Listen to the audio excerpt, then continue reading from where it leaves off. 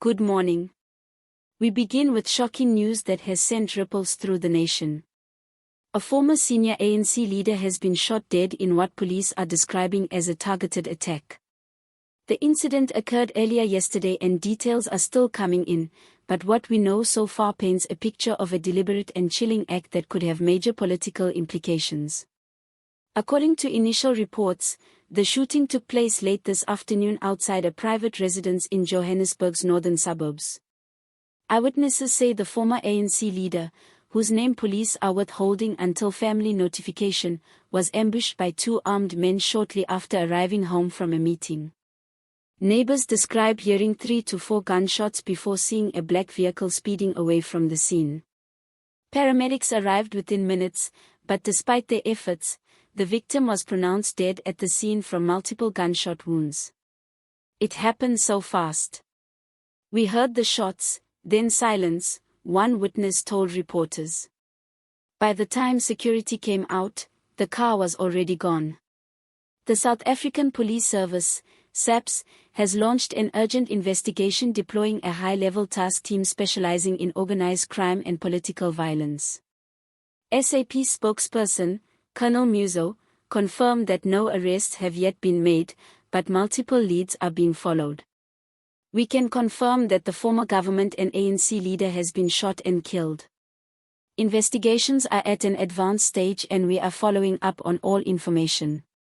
Musa said during a brief evening press conference, authorities have not ruled out political motives given the victim's past role in high-profile government projects and previous involvement in ANC internal disputes. The slain former leader was once a key figure within the African National Congress, serving in senior positions during the early 2000s and maintaining influence within several provincial structures even after leaving active politics. In recent years, he had become more outspoken, criticizing the current ANC leadership for corruption, mismanagement, and factional infighting. He was also reportedly working on a personal memoir said to include accounts of behind-the-scenes conflicts and political betrayals during his time in office, a project some now believe may have made him a target. He knew too much and he wasn't afraid to speak, said a close associate who asked to remain anonymous. He had started to name names and not everyone was happy about it. News of the assassination has sparked a wave of shock and outrage across South Africa's political landscape. The ANC issued a short statement calling the killing a devastating loss to the movement and the nation and urging law enforcement to act swiftly. Opposition parties have condemned the violence and questioned whether South Africa is doing enough to protect political figures, especially those who fall out of favor with powerful networks.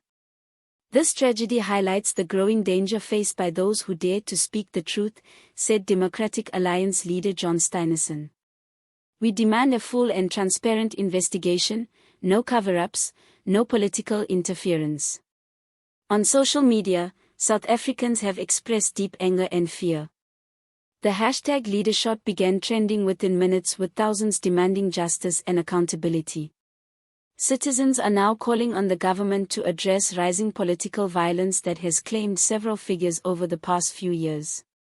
From whistleblowers to local councillors, security analysts warn that the assassination could trigger instability within ANC ranks and further erode public confidence in state institutions.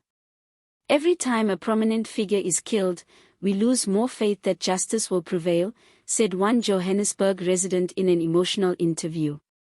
Police have sealed off the crime scene and are analyzing surveillance footage from nearby homes and traffic cameras. Ballistics experts are also examining bullet casings recovered at the scene believed to have been fired from a 9mm handgun, a weapon commonly used in contract-style killings. Authorities are also said to be reviewing the victim's recent phone records and correspondence to determine whether any threats were received prior to the attack. SCP's officials have not ruled out the possibility that the gunmen were hired assassins, citing similarities to previous politically linked murders in the country. Political analysts say this killing could widen divisions within the ANC already struggling with allegations of corruption and infighting. Some fear that if the murder is connected to internal power struggles, it could destabilize ongoing preparations for the next national elections. This is a critical moment for South Africa, said political analyst Kame Tho. How the government handles this case will determine whether citizens still believe in the rule of law. As of this hour, the identity of the gunman remains unknown and the motive has not been confirmed. But what is certain is that South Africa has lost yet another prominent figure to senseless targeted violence, a growing epidemic that threatens the nation's political future. The world now waits for answers and the call for justice grows louder by the hour. We'll continue following this developing story. Stay with us for verified updates as police pursue leads and South Africa demands accountability.